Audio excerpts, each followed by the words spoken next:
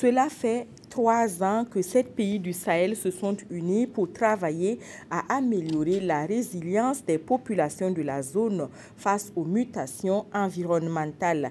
Les résultats obtenus devraient être capitalisés dans chacun des pays concernés. Ce projet a été baptisé REP Sahel. Des explications avec Evelyne Dabiri. Collecter les données écologiques et socio-économiques, renforcer les dispositifs de surveillance environnementale pour combattre les phénomènes de désertification et de changement climatique, ce sont entre autres les activités menées depuis 2012 par le projet Amélioration de la résilience des populations sahéliennes aux mutations environnementales, en abrégé REP Sahel.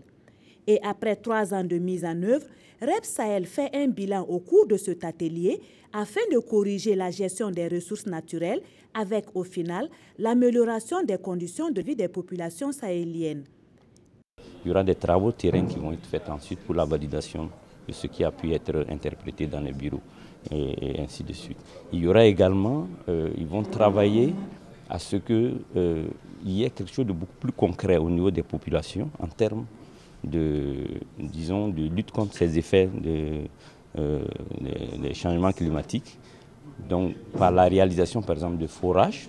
Cet atelier bilan de 24 heures est le premier d'une série de 7 et se tiendra dans les différents pays membres de REP Sahel que sont le Mali, la Mauritanie, le Niger, le Nigeria, le Sénégal, le Tchad et le Burkina Faso. Il marquera dans chaque pays cité la fin de la phase 1 du projet en mai prochain.